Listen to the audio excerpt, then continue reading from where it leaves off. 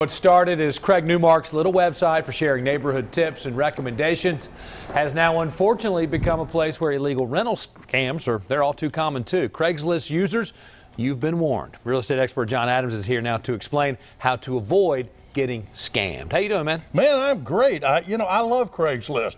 I buy a lot of stuff on it, but you've got to be careful, especially with real estate, because there are scammers out there. And this is not an isolated incident. Yeah. It seems to be happening more and more. And I know we're going to talk about specifics, but just big picture, it seems like some of these are the same old scams that maybe people should have caught on to by now, no? Well, they put new twists on them. And as you'll see in just a minute, these people are a never-ending well of bad ideas. Yeah, they are. So they keep coming up. All right, I think of the gone fishing sign on the lunch counter. We're not here, we're gone fishing. But the fishing expedition, that means something totally different now. Well, this is a twist, Buck, on the fishing expedition where they search for your credit card information.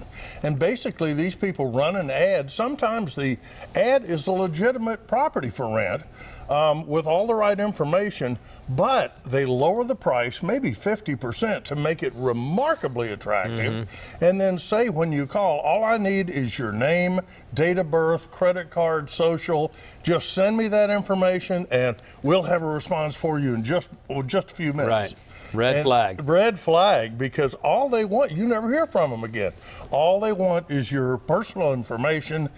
They sell that somewhere. I don't know what they do with it, but it's not good. Yeah. And the next thing you know, your credit information has been stolen. Information's everything these is. days. All right, here's scam number 2. They show you the home, but they don't actually own this home. Right. You know, the public information records on who owns a home, who pays taxes on that home, that's public, and it's in almost every case in Georgia.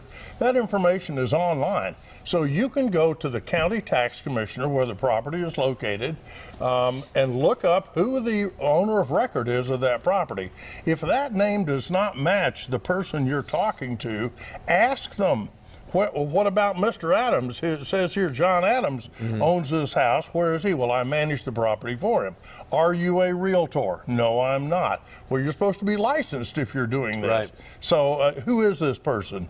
And if you say, I need to take a picture of you and your vehicle, and they go berserk, you know they don't want their picture taken. Absolutely. Because that implicates them in the crime. Yeah, no doubt about it. All right. And you kind of touched on this a second ago, but if the deal, it's the old adage, if it's too good to be true, then it's probably not true, right? Is the rent way too low for the area? Is the location way too good for the price? Do they not want a security deposit? It's okay, you don't need to pay that. Just fax everything over here.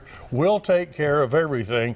And are they way too anxious to get the first month's rent?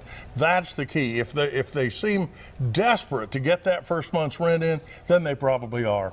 All right, this next one, I'm like, really? The owner's claiming to be a missionary. All right, what's this one all about? Well, apparently in America, we are suckers for people who say that they are a missionary or a pastor. Okay. And the real coup de grace is the double. I'm a missionary and I'm a pastor. Wow. In that case, you just have to send the money as quickly as possible. But the key here is they're already overseas in the mission field, and they need you to wire the money. Most people don't know this, Buck, but if you wire money, you can't get that back. I don't care what the circumstance is. Once it's wired, it's gone, and it's gone forever.